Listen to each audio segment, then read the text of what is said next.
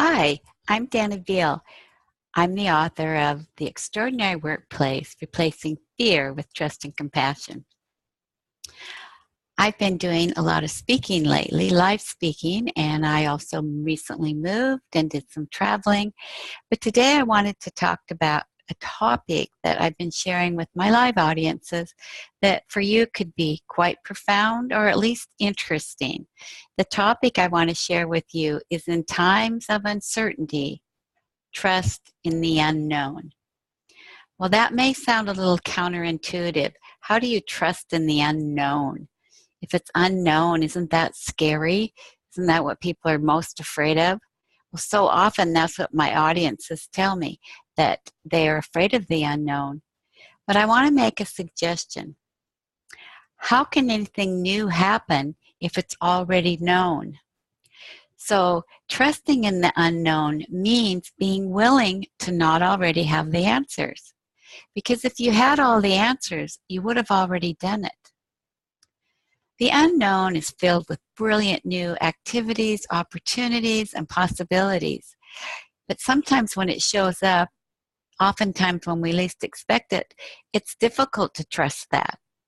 But I want to talk to you about why that is so important, regardless of what's going on in your life. Most of the time, we're living in the past. We're thinking about what happened yesterday or last year, or even on an unconditional level, we're very much programmed by what happened to us as children, by the messages that we got, what we heard. And so we're often just recreating the past in the future, even though we're unaware of that. But I want you to think about this. Anything that happened in the past is old news. You might as well wad it up like a piece of newspaper and throw it away, because you don't want to have the same things happening again in the future, at least not exactly the same. So you need to be open to the possibilities of the exciting, wonderful things, the wonderful inspirations and creations that could come into your life if you don't already have it planned. And in fact, the more you try to plan the future and try to figure out the details, the less open you are to the really brilliant inspirations that you might have if you weren't already trying to figure it out based on what? The past. So, how do you do that? How do you trust in the unknown? Say it's something that happened at work and you don't know what's going to happen next, maybe a merger, or maybe it's something within your family, or it could be something like I'm going to tell you a story of me when I was told that I was going to have to move and didn't know where I was going to go. There's always uncertainty. And you can certainly look around the world right now and see a lot of uncertainty. But if we can be present, and that's the first step I want to talk about, is be present, we can open the door to new exciting things in our lives. So how do we become present, and what does that mean anyway? Well, a good friend of mine recently said he realized that when you're depressed, you're living in the past, and when you're anxious, you're living in the future. To be honest, most of the time, most of us are living up in our mental ideas and thinking. It's as though we're addicted to thinking and worrying. And when we're in that state of mind, we're not open to the inspiration that's available on a deeper level. For example, many of you may have had a great idea while you're taking a shower and you're not so busy thinking about how everything's going to turn out. So I want to help you recreate that state of mind, that state of consciousness where you are completely present and open to the new, to the innovative, to the exciting. So what you need to do that I found works for me is, first of all, stop yourself at any time that you find yourself in that circuitry going around and around in your brain. It can be like it nonstop. You can't seem to get off the track. It's almost like a rut that you just keep falling back into and thinking and thinking and thinking often about the very same thing. That's the very moment to stop and breathe. Take in a deep breath and relax. Start to allow yourself to slow down and unwind. Being in the present means actually noticing, observing, and being aware of where you are right now. It can usually help to think about your senses. What do you see around you? I'm looking behind this camera laptop at a beautiful scenery of trees and green grass and blossoms on the fruit trees and beautiful, beautiful sky. What are you looking at around you? Even if it's a lamp, if it's a chair, become aware of where you are, because most of the time we are on autopilot. Think of the times you've gotten to work and you don't even remember driving because you weren't present. You're just on autopilot. So bring yourself very present by taking deep breaths, noticing what you see, noticing how your body feels. Roll your shoulders around a little bit. Feel your breath going in and out. You can even hear your breathing, and heal and slow down from all the addictive thinking. The more you practice this, it's now a known practice that many corporations are offering classes in on mindfulness and meditation, because it brings you clarity, it slows down the anxiety and stress, and you can stop throughout the day and do that. The second step in trusting the unknown is to recognize your own feelings and notice any blocks. Blocks can be disguised as problems, anxieties, worries, but the blocks to your presence and to your joy and to your feeling good are the very things that are gifts to you, showing you what needs healing. So if there's a worrisome thought or a doubting thought, I've found that for most people, what stops them or blocks them from being in the present and trusting in the future is a lot of statements to themselves that are guilt-ridden or self-deprecating, doubtful thoughts about yourself. None of those thoughts are true. You were created to be an amazing, spiritual, intelligent, brilliant human being having an experience where you create and serve and love and enjoy in your life. So when you have these blocks that say you're less than or you don't deserve or you're not worthy, those are the very things we need to take a look at and begin to let go of them and know that they're not true, because they block you from receiving any alignment with the universe, with inspiration, with God, whatever you want to call it. But I say the wellspring of all creativity is in the present moment. That's where genius lies. But the most essential thing we can do is to try to remove the blocks to that place in our own consciousness. It's almost as though there's a flow coming into us and we block it with negative thoughts about ourselves and worrying about the opinions of others. As you keep practicing this, you'll start to feel a lighter feeling, a happier feeling, a sense that things are okay the way they are. And that's when you move to step 3 and really elevate those good feelings. I call step 3 rejoicing.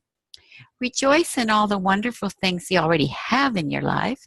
Look around. Look at the family. Look at the friends. Look at your surroundings. Look at your experiences that you truly are grateful for, and really rejoice in those, because those are a testament that your life has been unfolding in a positive way, and any issues, problems, or occurrences that happen in your life that are difficult are also the very times you discover who you really are. So as you rejoice, you can start trusting in the unknown, because it's always been in the unknown that the new wonderful things came into your life. As you trust in the unknown, inspiration will come into your heart and your mind. New experiences, new people, new relationships, perhaps even a new home, a new wonderful thing that you've been wanting will suddenly seem easier, and you will find ways to achieve what otherwise before seemed very difficult. And then just rejoice and notice all the little things that come into your life. There are little miracles every day that you often may not even notice because we're so focused on looking at what's wrong or what we're worried about that we don't see all the good things coming each moment. The bird that just flew into your yard, the hummingbird that flew next to the bush next to you, possibly the nice, kind words somebody said to you at the grocery store. Just begin to notice all the sweet little things in your life, and you'll be inviting the bigger, more exciting things in your life. Let me give you an example how this works because it just happened to me in a big way recently. I was renting a home in Bellevue and was very happy there. I could walk right downtown to Bellevue Square, and it was just a great location.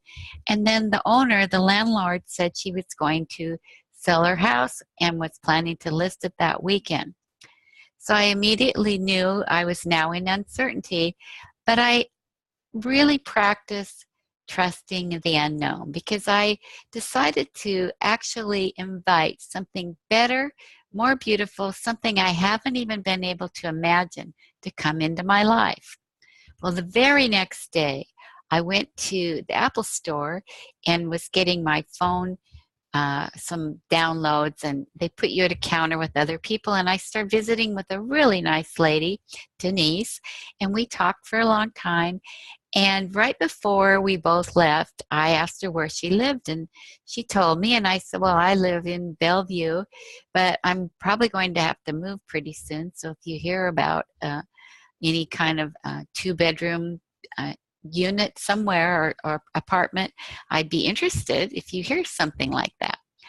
And so we exchanged cards, and she said that she wanted me to know something, that just the night before, she and her husband had thought about renting their mother's apartment if they could find the perfect renter because their mother had passed away. And right at the moment, they had friends staying there until they found a house that they were going to buy. But in the next few months, they may want to rent there. Very nice place. So I left with a really good feeling about meeting her. And the very next day, now it was Friday, my landlord came over and told me that even before she listed her house, she got an offer on it. If you've read anything about Bellevue or Seattle, we are the highest growing area in the country with the rates just jumping every day, higher and higher. So this lady got a great offer and she accepted it. So I now knew I had to move probably much sooner rather than later. The very next day, Saturday, Denise, the lady from the Apple store, called me. The people who were staying in the apartment that they owned had made an offer on another house. It had been accepted, and the apartment was going to be available in just about 3 weeks. So she invited me to come down. I met her husband and looked at this wonderful place and signed a lease with her. I never even had to look for a new place. And in fact, I'm sitting in it right now, looking out at the beautiful view that I could not have imagined in my own mind. I could have never pictured this coming into my life because it would have never been advertised and she wouldn't have known me. And so I trust that when I am trusting in the unknown, all beautiful things can come to me. I hope that gives you a little inspiration about the miracles that can come to you when you quit trying to cling to knowing all the answers, having everything figured out, thinking that everything new or anything uncertain or unknown is very scary. Just remember, that's where the new arises in, is the present moment and in the unknown. If you want to hear more ideas that I share with my audiences, I have a website, www.dannabeal.com. I also do one-on-one coaching. I speak all over the United States and Canada at national and international conferences and for businesses. I would love to hear from you. If nothing else, just an email. So go to my site at dannabeal.com. And thank you so much for listening today. And I hope that you walk away feeling a little lighter, a little more trusting in the unknown. Thank you. Have a great day.